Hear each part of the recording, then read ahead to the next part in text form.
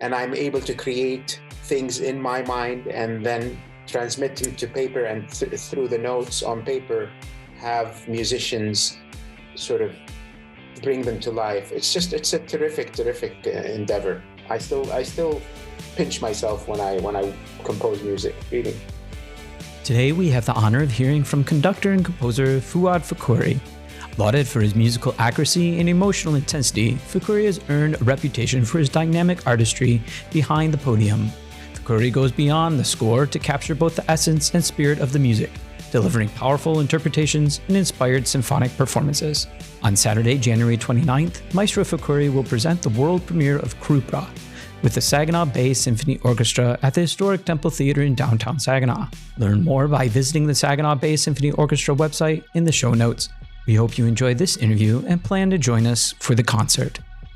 Maestro Fakhouri, thank you so much for being on the podcast here today. It's a pleasure to be able to chat with you a little bit. Thank you for having me. You have obviously had a musical journey that has taken your life some incredible places. I would love for you to describe a little bit about how that journey got started and maybe some of the inspiration behind the career path that you've taken. Yeah, it's been an interesting, certainly it's been a journey. I started with music at a very, very young age. So I come from a musical family. My father is a musician. He ran a conservatory for almost 30 years, and he now teaches at university. He also, when he was first starting his career, he was a composer, composed a lot of musicals and commercials for television. My grandfather also was a composer who wrote music for early television. Obviously, I'm Lebanese. This was all in Lebanon.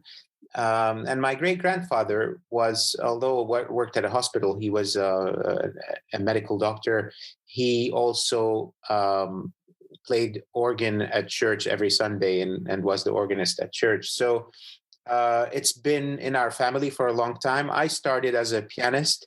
Before that, I played violin from when I was 3 to about 5. Did not really take to it. Then I started piano at 5 years old, and I, like every other kid, studied it for about 12 years, then came to the United States to go to college, did my undergraduate degree in composition and theory. Then I did my master's degree. The first one is in composition, and the second one was in conducting. And then I went and I completed my doctoral work in composition. So that's really a little bit of a background about my history and my path in terms of becoming a musician, a professional musician. The question that you asked, though, about really the career path specifically as a composer, because in a few days we're going to be premiering one of my new pieces that I'm sure we're going to talk about now.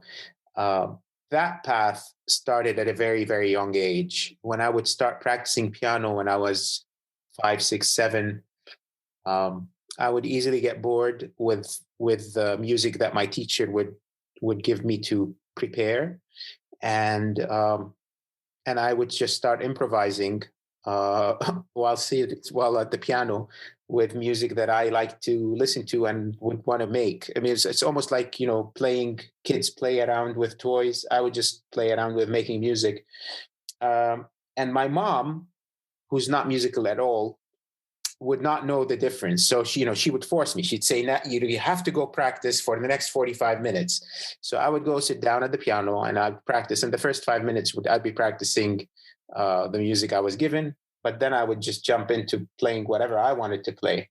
But when my dad would be at home, because he's a musician, he would immediately know, and he would just scream, stop playing around, work on your music on the real music, whatever, Beethoven or Mozart that I was preparing.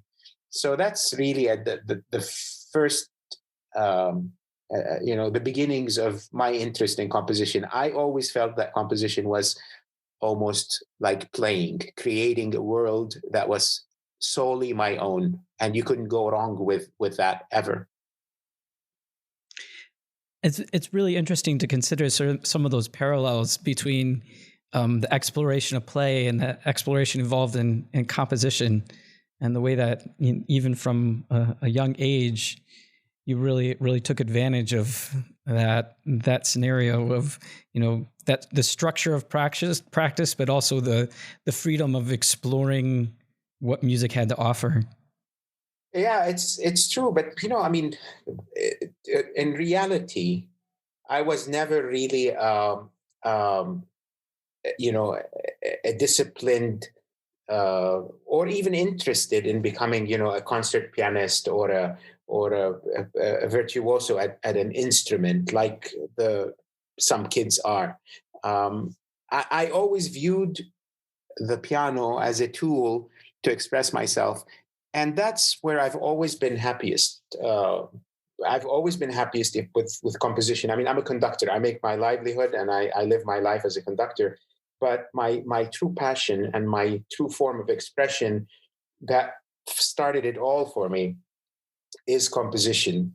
In that space, I feel as if I control all the parameters, and I'm able to create things in my mind and then transmit them to paper, and through the notes on paper have musicians sort of bring them to life. It's a terrific endeavor. I still pinch myself when I compose music, really. Well, let's talk for a minute about the performance that is coming up here on Saturday, KRUPA. What is a little bit of the inspiration behind that? How did that come to be? Yeah, so the title KRUPA references Gene Krupa, or Eugene Krupa. Krupa was one of the pioneers in drumming, playing drum set, and he performed with Benny Goodman and with a lot of early jazz greats. And when I was young, probably in my mid-teens, I listened to a recording of "Sing Sing Sing," with Benny Goodman when they performed at Carnegie Hall, and Gene Krupa was performing the drums on that in that concert. And then I watched the movie. I think it's called the Benny Goodman Story, or so. It's an early movie. It's and Krupa also performs in that movie. He's one of the actors, and he's playing his part in that concert that they perform at the end of the movie at Carnegie Hall. I was just fascinated.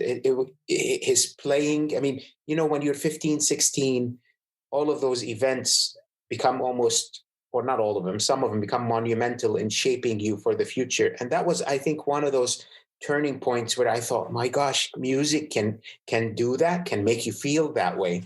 And in many ways, I mean, what you have today, and especially early rock, whether it starts with the music, of the Beatles, Elvis Presley, then you go to, Def Leppard, Led Zeppelin, Black Sabbath, all the way through, even as somebody like the drummer for Rush, all of that drumming, that drum solos that you hear in those rock tunes really have a lot of sort of history with somebody like Krupa, the way he drummed. So I wanted to create a piece that was an homage to his drum playing. And in the piece, there is a person who plays the drum set, and that instrument is featured in this 10-minute piece, and the orchestra then becomes the band that accompanies this drum set. Well, it's a fantastic thing to see the way that you take that moment of inspiration, and now these years later are transforming it into something of your own. When you compose a piece, or this piece specifically, is it something that happens over a long period of time, a matter of years, where you start with a bit of the piece and then build on it? Or is it something that's a little more conscientious and comes to you all at once? So to start with, I'm a very slow composer. There are certain composers, that can write music very, very quickly and are able to generate a lot of music fast. I am not that type of composer. It takes me a long time to come up with the idea and then to put my thoughts in a sequence that I feel is worth exploring. And then the process of writing is I would venture to say it's almost laborious. It takes a lot of effort and a lot of work. So in that regard, I am not a fast writer, but in terms of the ideas, once I have the idea, so it takes me a while to come up and formulate an idea. Once I have the idea and specifically what the piece is going to be about, then putting details to that idea becomes much simpler for me. And then, it can go fairly quickly after that point. But for instance, with KRUPA, and KRUPA is a little bit unique because of COVID. We were supposed to premiere it, I think, a year and a half or 2 years ago before COVID started. So that piece has really I've been working on it probably for the past 2 years, but it shouldn't have been that long. I stopped working on it because of COVID, and then I worked on it during the quarantine in Saginaw for about 8-9 months, and now we're going to premiere it. But typically, it takes me some time to write music. Yes. As the composer and conductor for this particular piece, do you feel that like it gives you a particular completeness where you're able to have the fullest expression of the piece because you know the way that you're conducting and you know what you want it to sound like? Do you feel like this sort of is the completeness of that? That's a great question. And it's a question that I've certainly wrestled with and thought about. On the one hand, yes, meaning I wrote the piece. I know the details of every note behind in that piece that I put and why I put those notes there. Because as a conductor, when I'm conducting somebody else's music, let's take a Beethoven symphony, Mozart, whatever, my job as a conductor is really to deconstruct this piece and understand the choices that the composer made with the notes, with the dynamics, with the form, and then recreate it in a manner that makes sense to me and then transmit it to the audience. So every time I'm working as a conductor, I'm decomposing a piece. I'm sort of taking it apart, understanding it, figuring it out, and then rebuilding it. So when you compose a piece, in this case, KRUPA, I don't have to do that process. I've already done it. And the process has worked in tandem with the creation of this piece. So I know every choice, why it was made and why this note is here. So that becomes easier. However, when I now, as a conductor, go and listen to different composers, for instance, I'm preparing a piece by Copland now, and I went and I did some research and heard the recording that Copland conducted of his own work, and then heard other conductors doing it. I found that a lot of the other conductors that took Copland's music and expressed it or performed it did it, in my opinion, in a way that was much more interesting and much more dynamic than Copland's. Now, so there's always that question in the back of my mind, and it's almost not a question.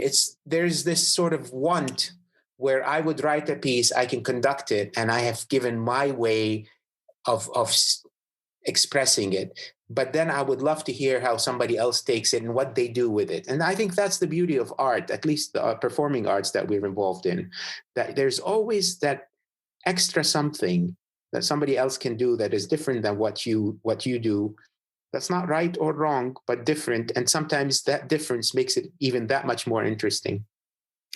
It almost makes the piece a living thing that changes. It's not static. It comes alive in different ways depending on who's doing the interpreting. Yeah, but I mean, that's the case all the time. I think in music, music is quite an interesting endeavor, right? There is no music unless you make, especially the music that we, forget electronic music for a second, but live music performed as we do it with an orchestra.